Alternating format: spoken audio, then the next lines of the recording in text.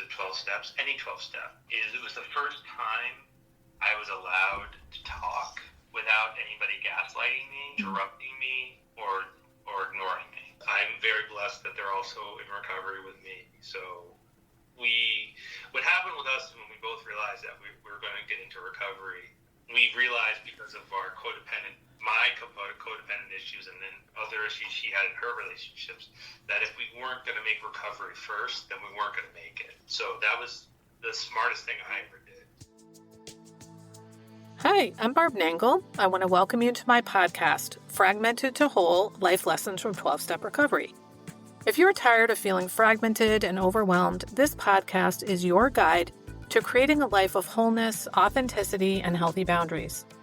I'm a woman in recovery who is also a boundaries coach and speaker. I share raw and honest insights from my own journey and the principles of 12-Step Recovery. Discover how to set boundaries without guilt or shame, overcome people-pleasing tendencies, manage your emotions effectively, cultivate a stronger sense of self, and build healthier relationships. My approach is raw, honest, and sometimes a lot sweary. I'm an avid beachcomber and a formerly closeted fan of the Hallmark Channel, especially Christmas movies. I wear fingerless gloves almost all year round because my hands are always cold. And I love taking pictures of license plates with my initials BN on them. I don't speak for or endorse any particular 12-step program of recovery. Though I'm a huge fan of 12-step recovery and a member of two such fellowships, I cannot speak for them. If you're ready for real talk and practical tools for transformation, keep listening.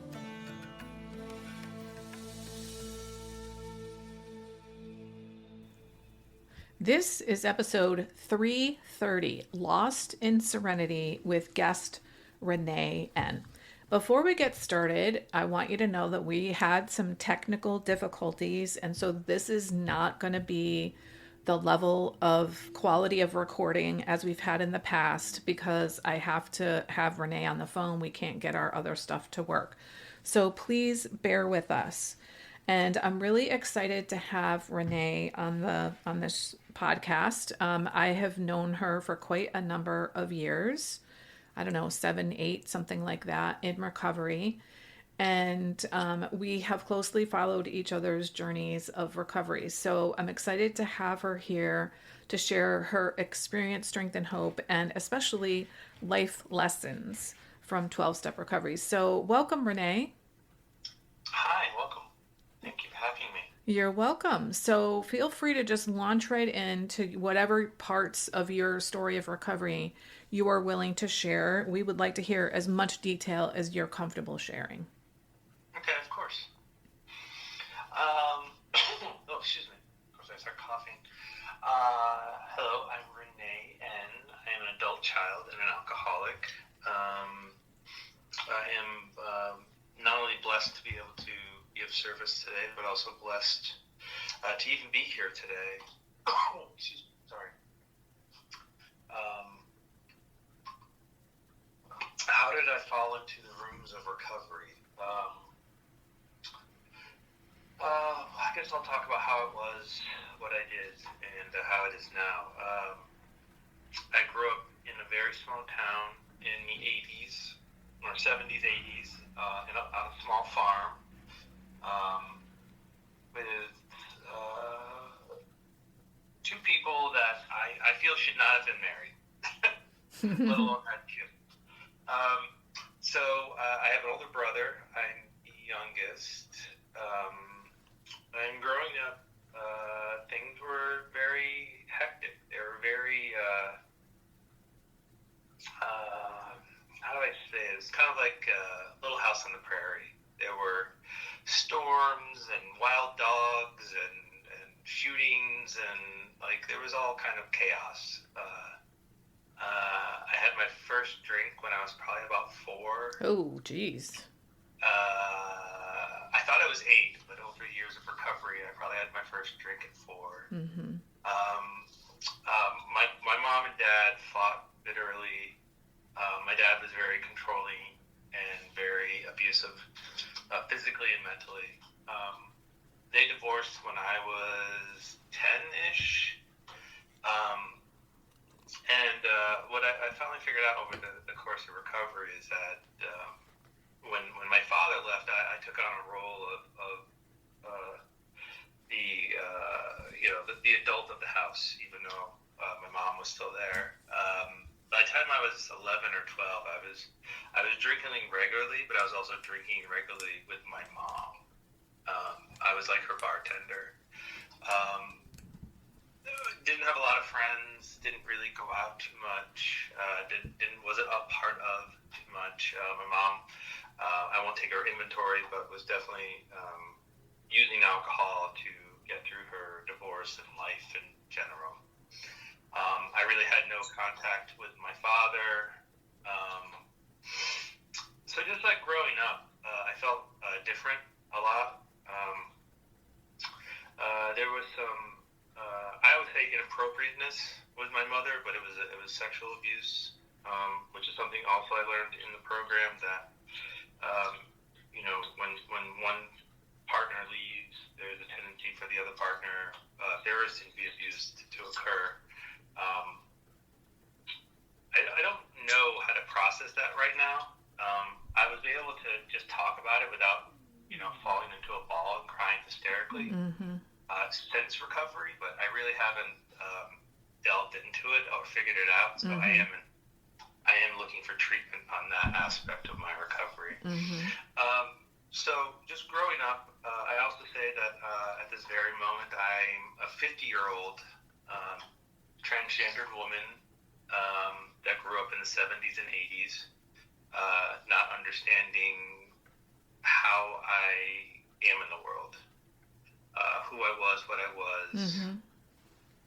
We had no real queer representation, and anything that I did hear that was close to what I was told, boys don't do that, and don't act like, we came from the world of go to the bathroom all together, me and my cousins, because that's where, and this is a quote, this is nothing, this is where the homos will touch you. So we had to watch each other's back. That's what kind of grew up in. So there was already self-hate, self-loathing. I was always a chubby kid with glasses because I thought because I was just a piece of garbage.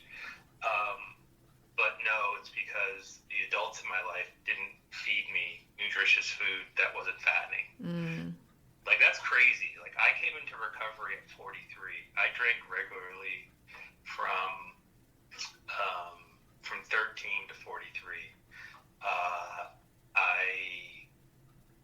I would dress in feminine clothing. I would get a little stash together over time, and then sooner or later I'd just get all freaked out and I would throw it away. And I had such a high level of anxiety and depression from the physical, mental, and the sexual abuse that I didn't really even know how to function. I was kind of dead inside. I was numb. I was regularly smoking, drinking. I weighed about 300 pounds by the time I was 23. I was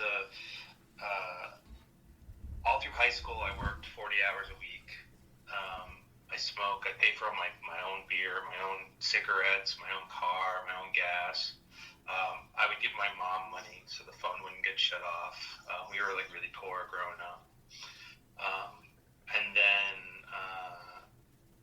I ended up going to a conservatory and learning kind of music production.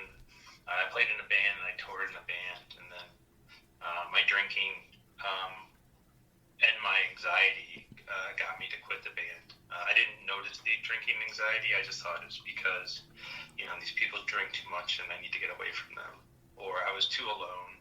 I had met somebody when I was 17, and in my head I was going to fix the family. So we were going to get married young. We're going to have a lot of kids, and I'm going to prove to my family that I'm worth something, and I'm going to fix this family because I'm going to be the greatest person. I'm going to be the patriarchal person that's going to set this family straight. That did not go out well. As being a broken person, I hooked up with a broken person who also suffered through trauma and had their own problems.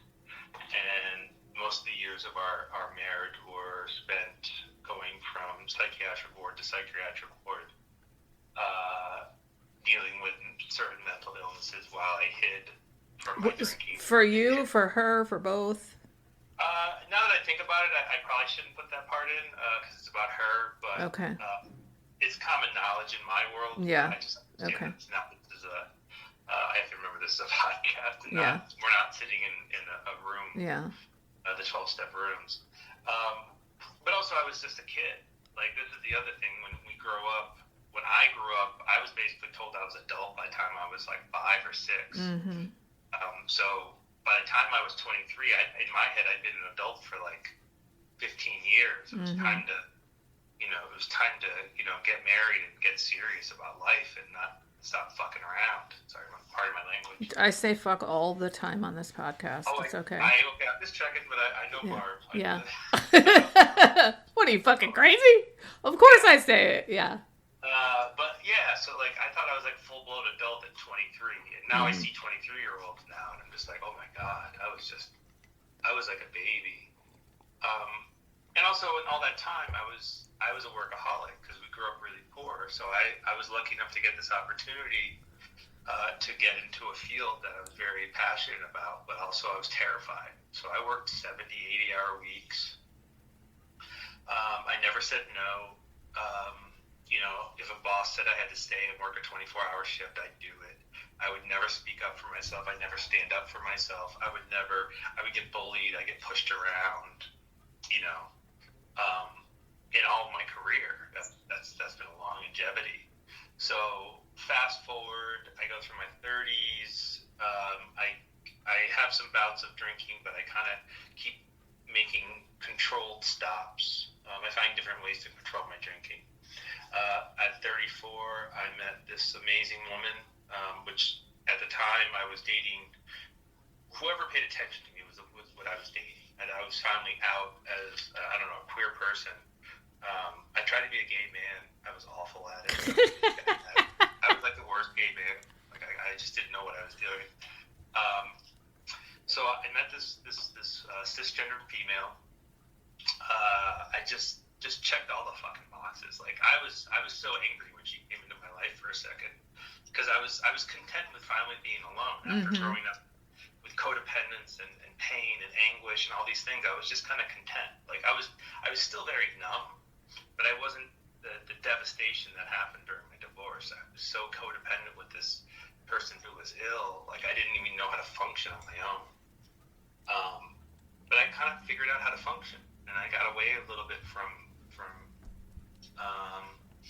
her disease, but I didn't really focus on my diseases because I like to take care of other people, so I don't have to deal with my own shit. Which I didn't know I did. So I met this person, and within a year, we have the house. We're together. She has a daughter with a best friend who lives with us, and at 34, I'm an instant parent, thinking that, well, I can do this because, I can take care of two 15-year-old girls because, we're both workaholics. We opened up a business. I ran rentals, and then about 2 or 3 years into us running our business, my father got very sick, and I ended up taking care of his businesses, which was at the time about 20 different tenants in various rental issues, single, commercial. So I was still working 80-hour weeks, 90-hour weeks, trying to take care of everything and everybody. Somewhere along the line, I started drinking more. And I hadn't really dealt with any of I still remember it was 2011, and we were watching Orange is the New Black.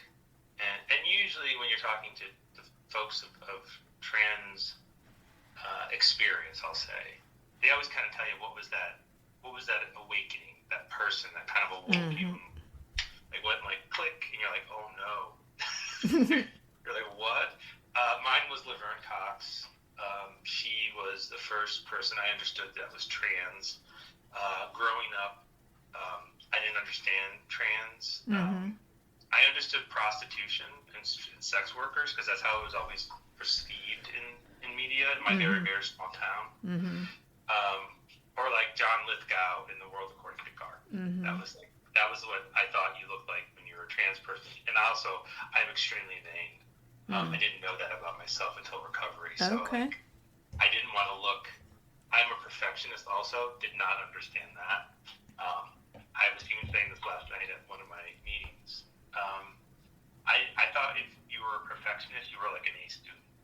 And I was not an A student. So I didn't think I was a perfectionist, but I'm a huge perfectionist.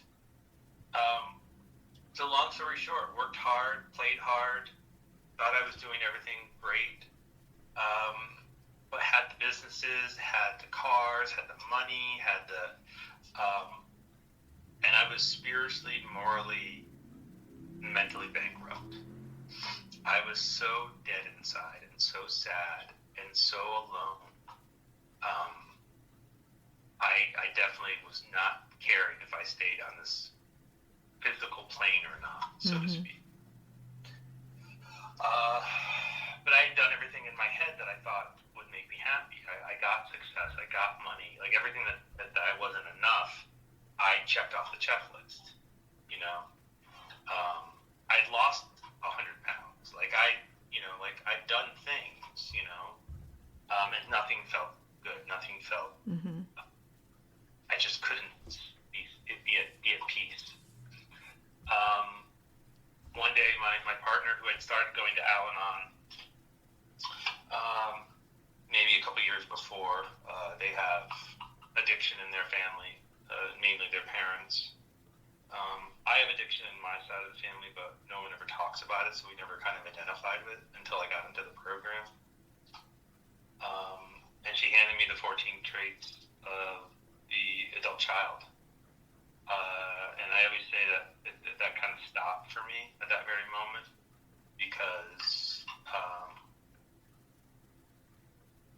I felt like someone had followed me around my entire life and was spying on me. Yeah, I felt like someone was filming the inside of my head when I started reading the Big Red Book, so I know what you mean. Yeah. Yeah, totally. So, really messy. We went to our first ACA meeting. I was beet red. I was angry. I was sad. I went home and I drank. And the first 6 months of going to ACA meetings, I was still drinking. Like, I remember wanting to have a drink just to get home to have a drink, to process all the stuff that was like, wait, what are you talking about? Like, wait, what? Like, and then in that time of going through that, I'd been seeing a therapist. I was working on trying to EMDR, or it was like uncovering a bunch of stuff, because I had, in Connecticut, for you to start hormones. So going back to 2011, I would start doing some research about transgenderedness or women or whatever, and I would just basically get really drunk and I would watch YouTube videos of people transitioning, their transition timeline. That was a big thing. To like Katy Perry's Part of Me. That was like every video had that on. And I would just get super sad because I just couldn't envision that I would be able to get to live this life. So I was super alone. Like, that's one thing I understand about my alcoholism now. Like, my alcoholism wants me to be alone. Yeah. It's to isolate me, because that way it can be in control. And I even remember when, so we're doing that. We went to the gathering, which is, if most people know Barb, there's a gathering every year in Connecticut around the tri-state for adult children, and it's a great weekend. And if you haven't gone, I think that you should.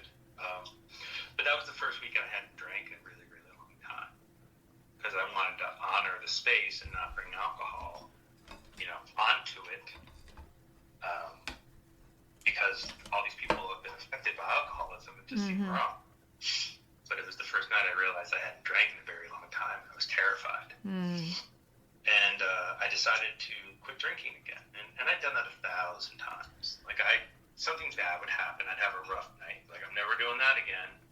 And whether it be 6 weeks, 6 months, 6 years, whatever, I would, sooner or later, I'm going to pick up again and I'm going to end drunk on the floor. That's where my drinking brings me.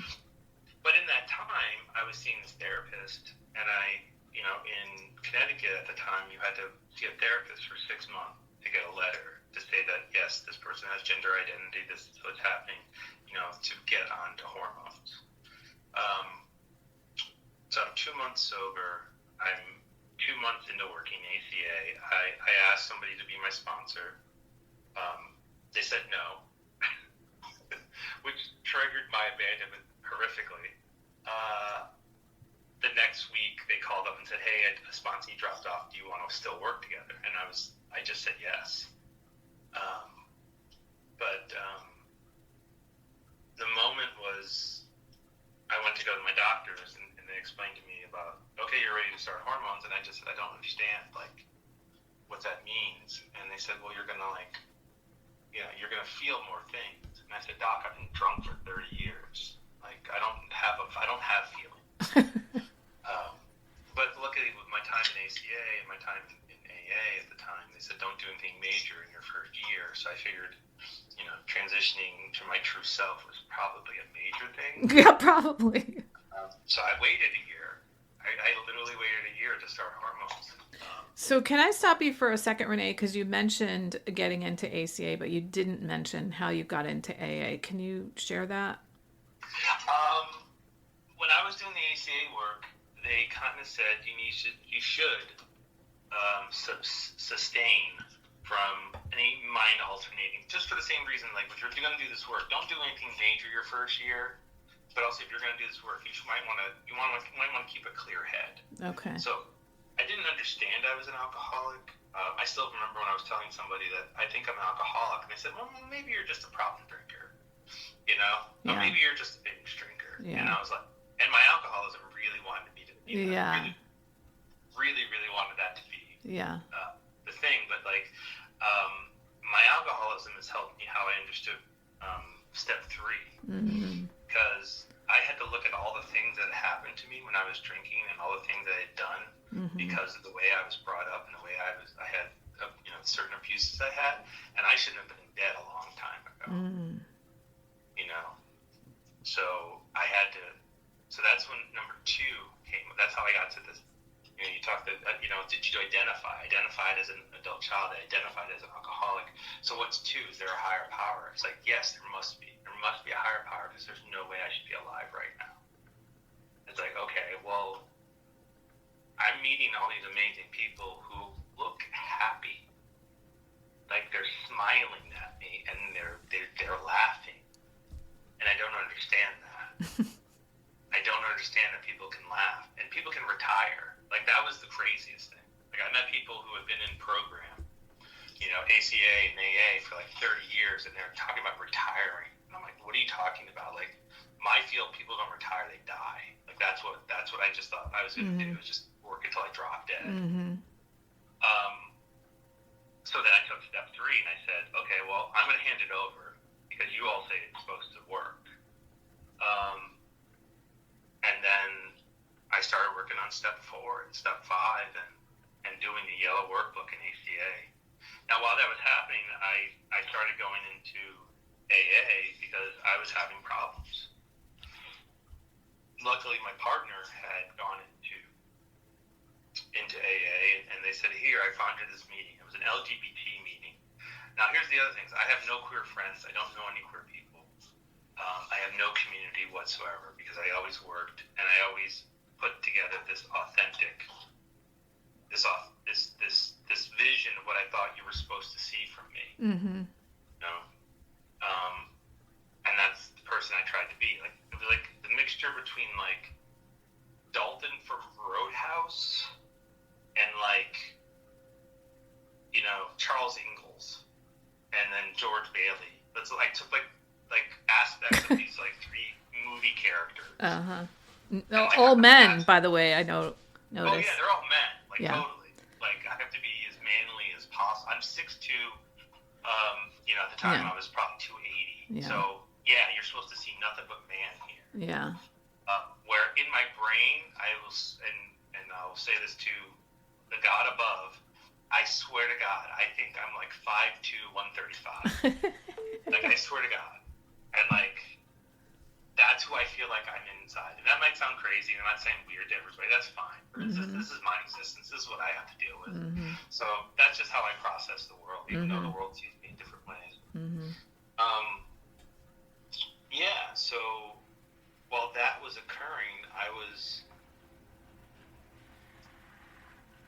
working on my gender expression and trying to understand what it meant. And really, a lot of it, what happened is I didn't understand that I'd been carrying around shame and guilt my whole life. In many aspects, I had shame and guilt from the abuse I had.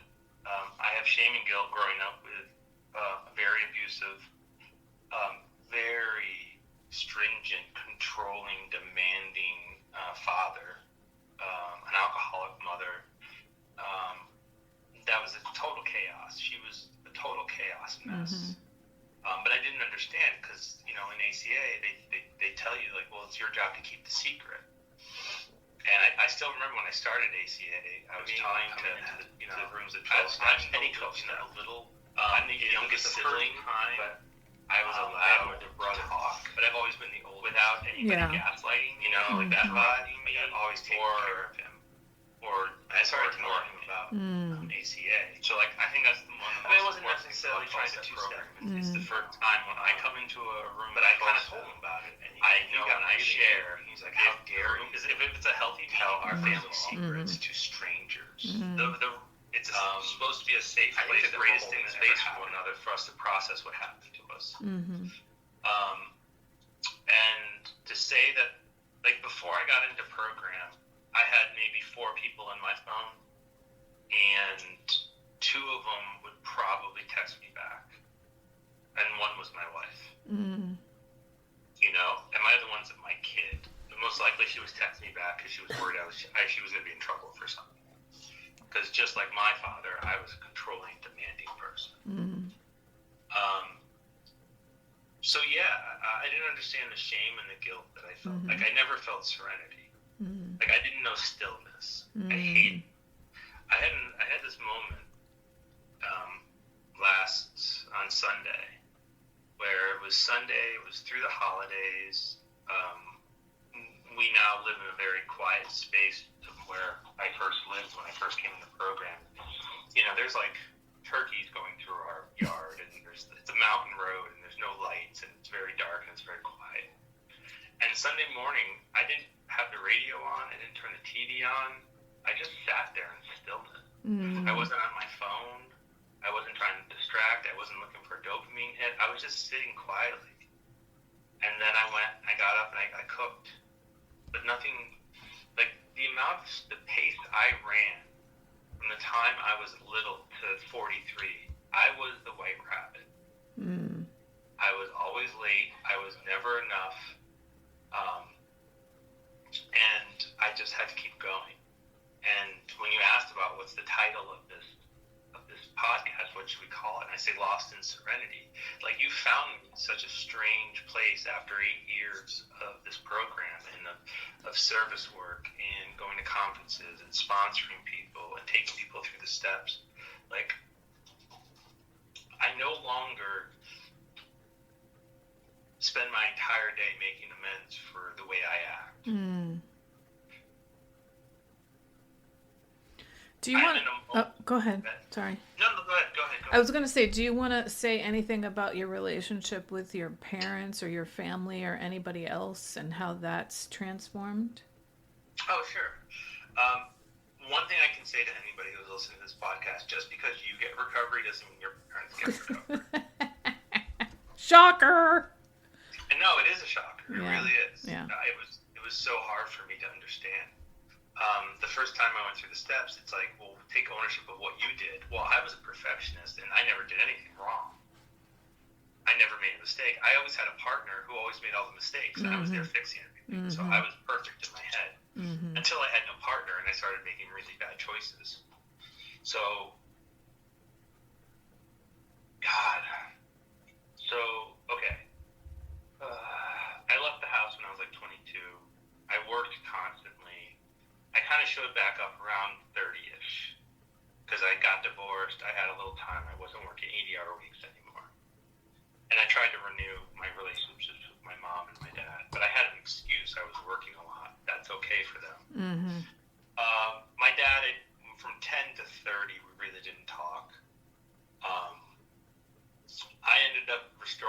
motorcycle at his place, and we started talking again. And also, we had something in common. A woman had scorned us and destroyed our lives. For me, it was my ex-wife. For him, it was my mom. So it was a little odd on top of that.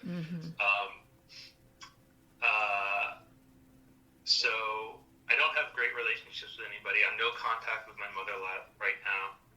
Actually, when I say right now, forever. I refuse to give that woman one more chance to say something else. I didn't realize that. Okay. I knew that you had taken a break, but I didn't know you decided it was permanent. Okay. I think it's permanent. Okay. Well, you get to decide. Yeah. Yeah, exactly. What's changed? Well, I mean, it's so different now because I'm Renee now, and like I always kind of laughed because I was transitioning as I was recovering, so to speak. So it's like they're always like, you'll become your true, authentic self, and I'm like, cracking up to myself. My relationships now. I mean, my relationships with my dad is really good. The last 10 years, we know who each other is. Came out to him. Like I take care of all his finances. I take care of all his health stuff. My wife, my partner of 17 years, we got married last year. It was such a beautiful day. It was such a great time. Yeah, it was. I'm very blessed that they're also in recovery with me. So what happened with us when we both realized that we were going to get into recovery, we realized because of our my codependent issues and then other issues she had in her relationships, that if we weren't going to make recovery first, then we weren't going to make it. Yeah. So that was the smartest thing I ever did, next to asking her out, was to make recovery first. So we're really understanding where I say, like literally this morning, she said, "You got a call tonight?" And I was like, "Nope, not tonight." "Oh wait, yeah, I do. Yeah, I do." So like we're always checking on each other because we do a lot of service. We both have a meeting. We both have fellow travelers. Like recovery is a huge part of our lives. Yeah. My relationship with my daughter is better. And just to be clear, this is your adoptive daughter? So when I got my partner, my daughter was 15, and she didn't really have a dad. The dad was around, and I pretty much raised her since she was 15. I consider her my daughter. Yeah, okay. I was very controlling, demanding growing up, and she was, she has her own issues, and we're learning about them now and trying to understand them better. She still reacts to the way I used to be. Does it mean that I still do it, or does it mean she uses it as an excuse sometimes to still get away with what she wants to get away with? I don't know. It's not perfect. Yeah. We have more. We had a really good Thanksgiving, which I was worried about, but then we had a really bad next day. Oh. And but then we had a really good talk a couple days later. Like a good talk, which we don't, like that's kind of the thing with ACA and growing up in a dysfunctional family. Like I was used to having a bad episode of something and never discussing it. Right, and then pretending it didn't happen. Kind of like it never happened. Yeah. I guess everybody was just kind of hoping it wouldn't happen again, but you don't talk about it. You don't take ownership of what you did. That was the big thing that I had to learn, was to apologize when I made mistakes. Because I'm always afraid that if you really know how messy I am and how many mistakes I'm going to make, you're just not going to want to be around me. You're going to leave me and abandon me. And that's like we talk about, lost in serenity. Like I'm at peace right now. Yeah. But I'm really struggling trying to decide what the next version of my life looks like. Because I always made versions of my life through reactionary things. Right. Like I was a total reactionary. I was scared of X, so we got to do X, Y, and Z times 2. So this never happens. Yeah. That's not how I look at life now. Yeah. And I still haven't figured out, like, what's your dream? I was like, oh. Yeah. That's like, what's a hobby you like? Oh. It makes me sick to my stomach. Like, I'm not joking. I know. Yeah, we get to just discover our real identity. You know, that's part of what it is. Like, what do you like? What is what hobby? What would you do with free time? You're so busy taking care of everybody. Yeah. So hard. And what happened, what shifted over this last 6 months is my dad, my wife started helping with my dad during the week. So all of a sudden, all this stuff that I was constantly doing, she's now helping with. So I have this, not a ton of free time, but a little bit. Mm-hmm. And I'm so confused by it. That's why I was literally sitting in my house in stillness, because I didn't know what to do. Mm-hmm. I literally didn't know what to do. Mm-hmm. So I did nothing. Yeah. Like, I think that's one of my favorite sayings in programs. It's like, hurry up and do nothing. Yeah. Yeah. Don't just do something, sit there. First time I heard that, I was like, what? Because I'm a doer too. Like early in the ACA, I went to a meeting and they had this little like napkin placket or whatever. And it was just like, you can't control your first thought, but you can control your second thought. And I have always changed it to like, I can't control my first thought, but I can control my second thought and what words come out of my mouth and actually take. Yeah. Yeah. That's what I love about recovery. It's like, I'm making way less amends. Like when I was having problems with my daughter on Friday during the holiday, I was causing more chaos. Right. I see. You know, I was dealing with my triggers. I was processing them. I was dealing with my fear and my abandonment. Mm-hmm. And then when time was correct, not on my time, on the correct time, I talked to her about it. Good. Well, is everything perfect? Yeah. No.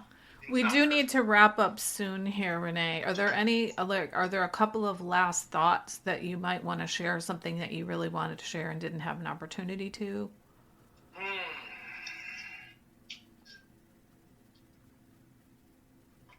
I don't think I fully appreciate the life I have right now because of having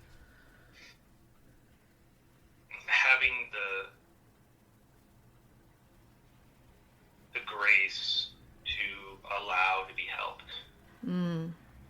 That was probably the hardest thing, is asking someone to help me. And then accepting it. Yeah. It's really such a hard thing for me to do. It's really funny because I can watch other people struggle with it, but I don't see myself doing it. Yeah, you know? Yeah, that's a tough thing. Yeah, I feel like I was finally given some tools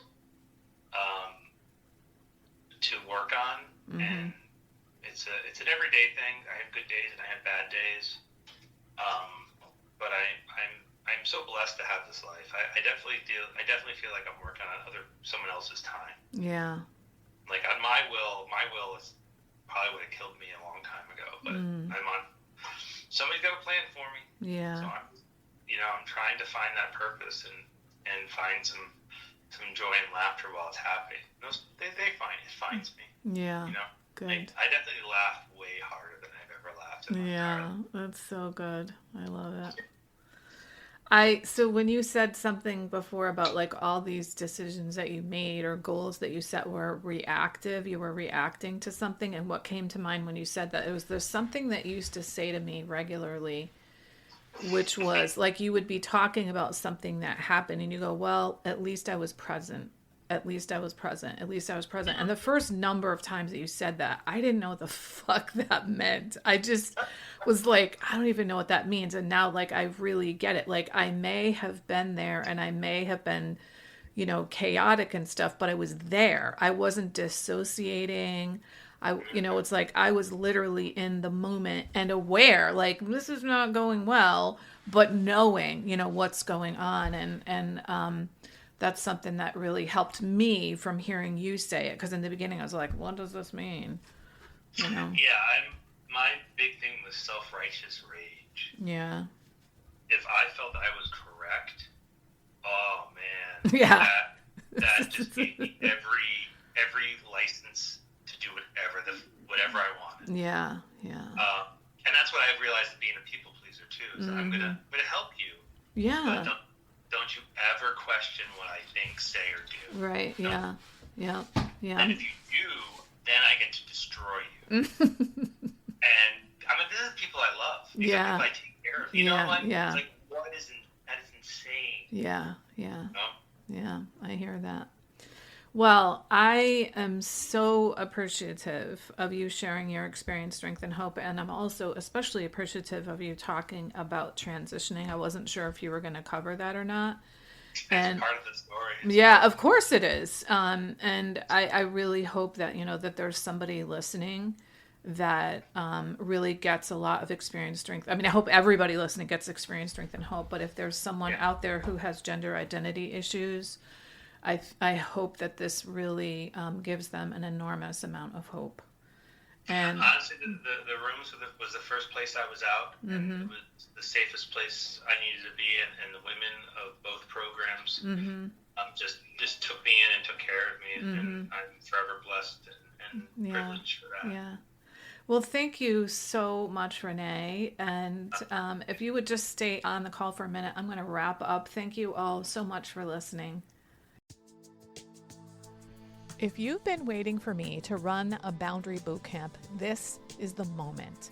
People have been asking me to do this for years, and it's finally here. On January 1st, I'm hosting a 6-hour boundary boot camp that's going to set you up with real clarity for 2026. You'll get coaching from me, worksheets you can use again and again, and a ton of content from my boundary library, including my writings and my most powerful podcast episodes. If you're ready to stop overgiving and start honoring yourself right from day one of the new year, come join me. This is your reset. And the best part is you won't be doing this alone. You'll be surrounded by others who are starting the year committed to making different choices so you get the support and energy to carry this work forward. Go to higherpowercc.com/bootcamp for details. Thanks for listening. If something here resonated, come connect with me on LinkedIn. I'm at Barb Nangle. I'd love to hear what you got from this episode. And if you'd like support building healthier boundaries in your personal, professional, or romantic life, you can book a free 30-minute Say No Without Guilt consultation at barbchat.net.